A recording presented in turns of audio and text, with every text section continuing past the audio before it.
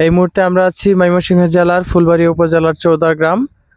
এখানে আমরা আসছি একজন কৃষি উদ্যোক্তার কাছে। তার কাছ থেকে জানতে চাইবো যে সে কি কি ফসল আবাদ করেছে এবং কতটুকু জায়গায় করেছে।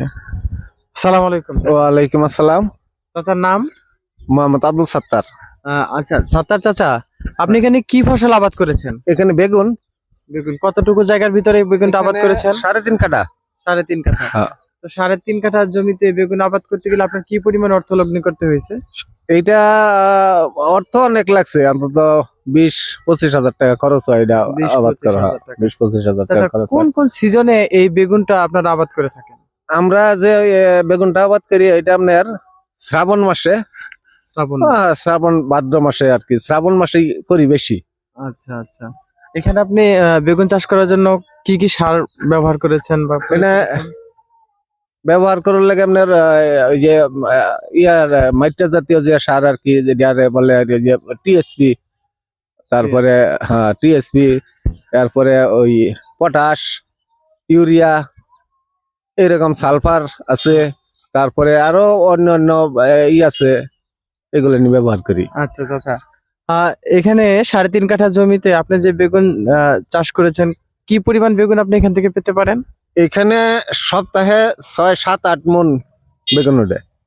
সপ্তাহে 6 থেকে 7 মণ। 6 থেকে 7। তা থেকে আপনার বাজারে যদি আপনি সেল করেন 6 থেকে 7 মণ বেগুন, আপনি কত টাকার মতো বিক্রি 6 থেকে 7 মন বেগুন তো প্রথম অবস্থায় তো 4,000 টাকা মন থাকে, পরবর্তী 3,000, এখনো তো আপনার 1,000, 1,100-1,200 মতো আছে। আচ্ছা, আপনার বেগুনের সাইজ গুলো যদি আমাদেরকে একটু দেখাইতেন যে তাদের কিরকম সাইজ গুলো।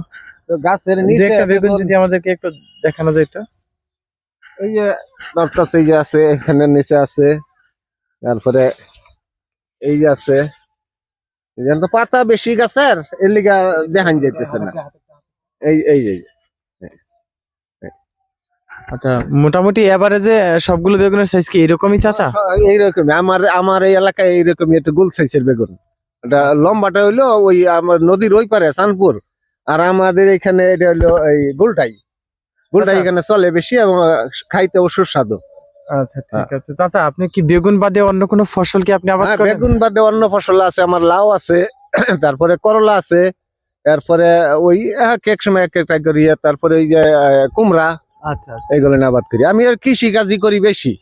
আচ্ছা যে এক সময় যখন যেই মৌসুম আসে ওই মৌসুমে ওই ফসলই করি।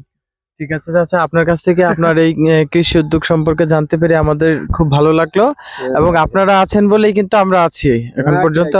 বাংলাদেশ কৃষি নির্ভর একটা দেশ, এই কৃষি নির্ভর দেশে যদি কৃষকদের মূল্যায়ন না থাকে, কৃষকরা যদি ভালো কিছু না করে, আমরা আসলে শেষ হয়ে যাব। থ্যাংক ইউ চাচা আপনাদেরকে এই উদ্যোগ নেওয়ার জন্য। আসসালামু আলাইকুম। ভালো থাকবেন সবাই, ধন্যবাদ।